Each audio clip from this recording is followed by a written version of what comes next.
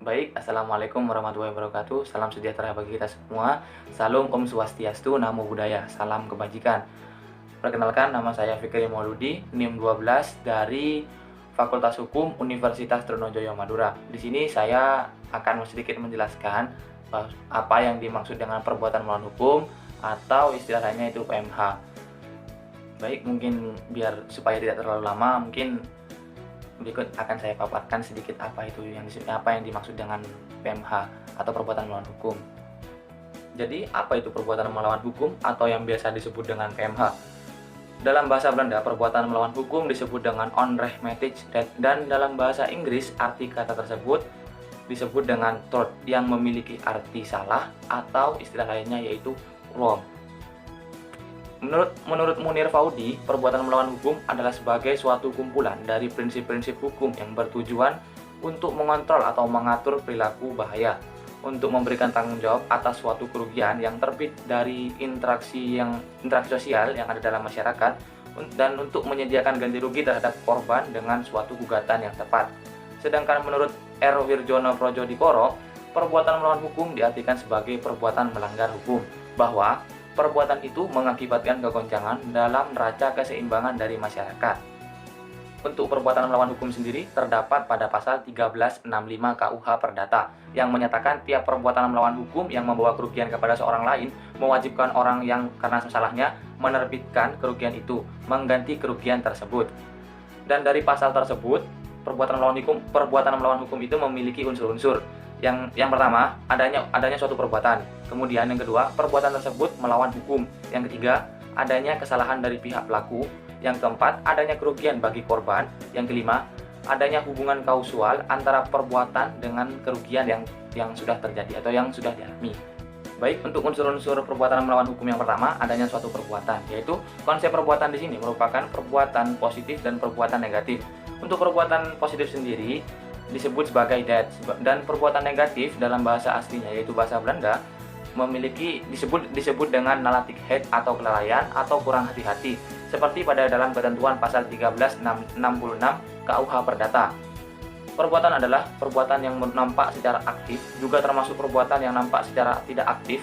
Artinya, tidak nampak adanya suatu perbuatan, tetapi ini bersumber pada kesadaran dari yang bersangkutan akan tidaknya yang harus dilakukan tetapi tidak dilakukan. Kesalahan dalam pasal 1365 KUH Perdata mengandung semua gradasi dari kesalahan dari arti sengaja sampai pada kesalahan dalam arti tidak sengaja atau yang disebut dengan lalai.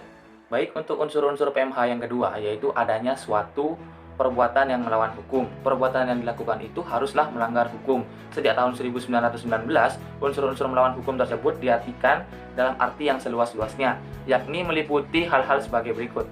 Yang pertama, perbuatan yang melanggar undang-undang yang berlaku. Yang kedua, yang melanggar hak yang dijamin oleh hukum. Yang ketiga, perbuatan yang bertentangan dengan kewajiban hukum si pelaku.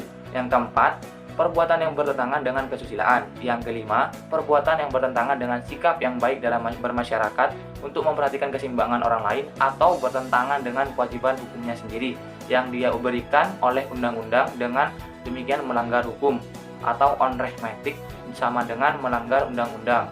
Baik, di sini untuk unsur-unsur PMH yang ketiga yaitu adanya kesalahan dari pihak pelaku. Untuk kesalahan sendiri dibagi menjadi dua arti, yaitu kesalahan dalam arti objektif dan kesalahan dalam arti subjektif. Untuk kesalahan dalam arti objektif sendiri, seseorang dianggap melakukan perbuatan melawan hukum karena berbuat kesalahan apabila ia bertindak daripada seharusnya dilakukan oleh orang-orang dalam keadaan itu dalam pergaulan masyarakat. Yang kedua, kesalahan dalam arti subjektif adalah melihat pada orang-orangnya yang melakukan perbuatan itu. Apakah menurut hukum dapat dipertanggungjawabkan? Yang maksudnya itu apakah orang itu sudah dewasa atau masih anak-anak.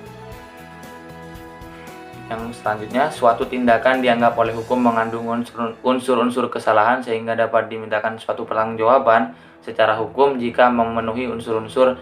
Yang pertama, adanya unsur kesengajaan. Yang kedua, adanya unsur kelalaian.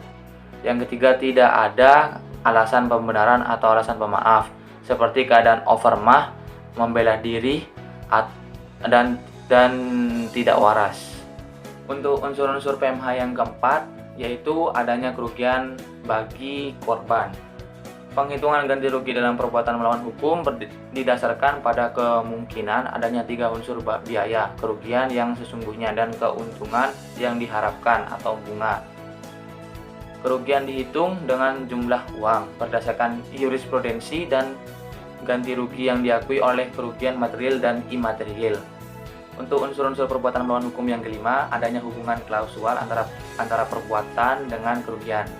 Untuk mengetahui apakah suatu perbuatan adalah sebab dari kerugian, maka perlu diikuti dengan teori ada Puet, Verosgeking, dan von Kreis.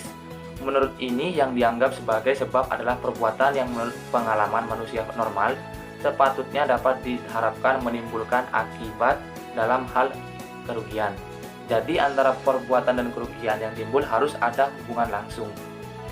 Lantas bagaimana pertanggungjawaban perbuatan melawan hukum itu sendiri? Nah, untuk pertanggungjawaban perbuatan melawan hukum itu sendiri terdapat pada pasal 1365 KUH Perdata. Di atas mengatur jawaban yang diakibatkan oleh adanya perbuatan melawan hukum baik karena berbuat positif atau culpa in committindo atau karena tidak berbuat positif culpa in omittindo. Pasal 1365 KUH Perdata lebih mengarah kepada tuntutan atau pertanggungjawaban yang diakibatkan oleh kesalahan karena kelalaian.